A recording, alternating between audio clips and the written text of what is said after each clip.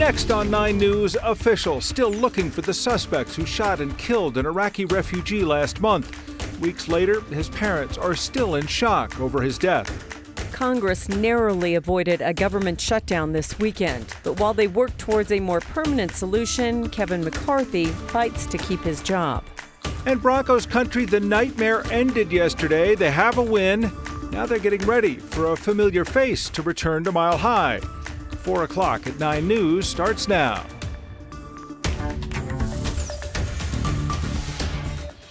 We start at 4 o'clock on this Monday afternoon with the Arapahoe County Sheriff's Office. They're still looking for those responsible for killing an Iraqi refugee. Ahmed Zaindeen was shot while trying to stop a group of people from stealing his car. And his family says they came to the U.S. 10 months ago as refugees looking for a better life. 9 News reporter Jaleesa Rosari spoke to Ahmed's parents today, who say they lost more than their son. They lost their peace of mind. A roof over a family's head should bring them comfort. But on this block, for Mawad Zaindeen and Bushra Hadi, home haunts them. احنا بدمار ضايعين. ما حد تواصل ويانا. ابني انقتل قدامي ومن وقت يعني مو تالي الليل الساعة 9:30. أريد أعرف الذنب اللي اقترفه شنو السبب اللي خلوا ابني يعني احنا على قد حالنا هاي انتم شايفين. احنا حتى بالليل لما ننام هاي القناة نخليها ورا الباب. Nearly 2 weeks ago, Mawad and Bushra's son Ahmed was shot and killed while trying to stop a group from stealing his car just feet away from their home. The suspects took off in Ahmed's car. Investigators later found it, but have not been able to locate those responsible. The Arapahoe County Sheriff's Office released photos of 2 persons of interest, people they say use a debit card from a stolen car they found close to where Ahmed was killed. احنا مو بس للشعب الامريكي، الحكومة الامريكية نريدها تهتم، حكومة الولاية نريدها تهتم بقضيتنا. Police say those persons of interest have not been found. Ahmed's family worries their son's case has been forgotten, while his absence is all they can remember. His bed still made up in the room he shared with his brother. His smile found in photos throughout the family's living room. And his hopes for a better life in a new home. وكان أمنيته وحلمه إنه يدخل أمريكا ويكمل دراسته. لكن حلمه انخطف من عنده. We did reach out to the Arapahoe County Sheriff's Office this afternoon to share the family's concerns about communication.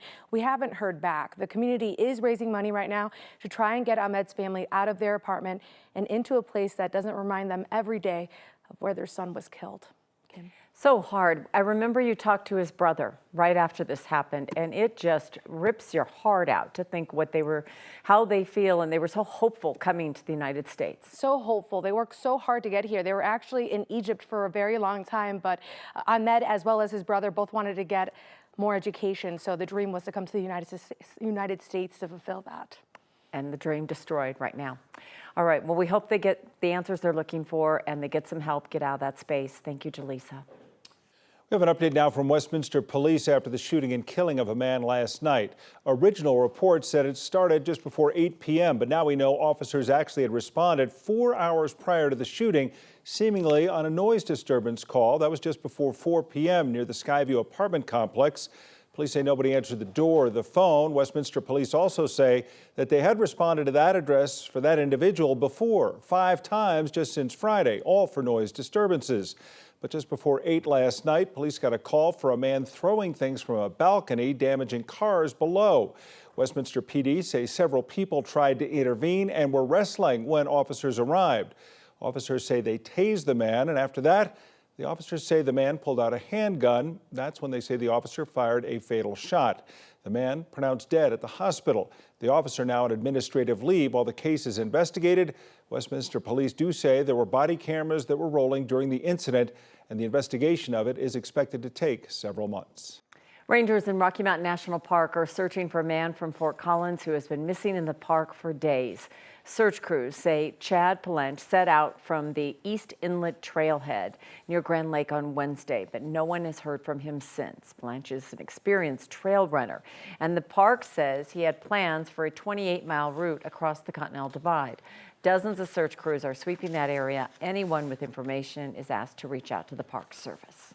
CPW crews recovered the body of a man who went missing in the Chatfield Reservoir yesterday.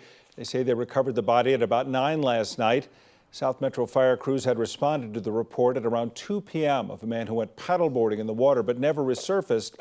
Dive teams searched for hours before that search then shifted to a recovery operation. The victim's identity not yet released, but will be by the Jeffco Coroner's Office.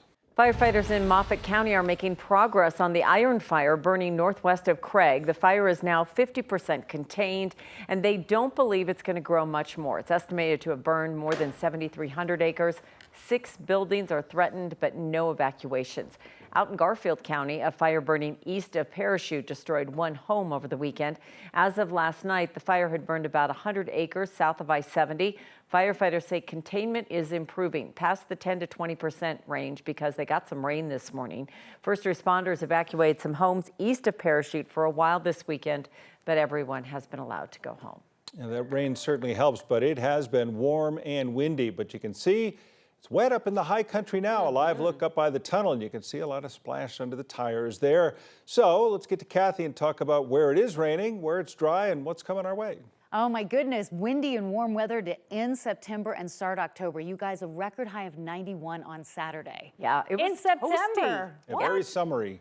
Yeah, too summery, you know, because with that heat, the wind, the dryness that we're seeing, fire danger is of prime concern. But as Tom alluded to, some areas are seeing some beneficial rain from thunder showers this afternoon. And there are some dark skies over downtown Denver, very spring-like sky out there this afternoon, all part of a big weather system off to the west. And it's coming, and that's why we've got the wind. We've also got the warmth.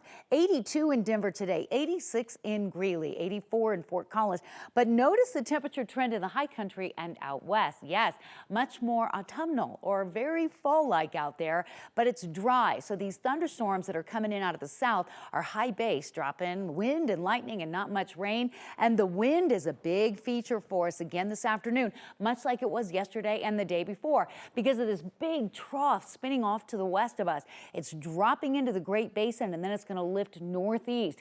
We're not going to get a lot of moisture here along the Front Range, but what we are going to get a lot of is more wind and lightning with a severe weather threat growing, hail-producing storms to the south of us in New Mexico. Thunder and lightning and some of these high-base storms like this one that came through Vail, 40, 50 mile per hour wind gusts with that. We had a couple of severe cells out across southeastern Colorado, this new one south of Westcliff, because of the wind. These storms are racing off to the northeast, so if you catch a little bit of rain, count yourself lucky. We'll be tracking these isolated storms tonight and again tomorrow, and sort of the autumnal chill will be in the air before you know it. Temperatures are trending into the 60s, you guys, this evening, and that's where we will stay for the next 2 days, in the 60s. That's right, autumn chill on the way. There's also a chance for showers. We're going to talk all about it with your extended forecast coming up. Okay, thanks, Kathy.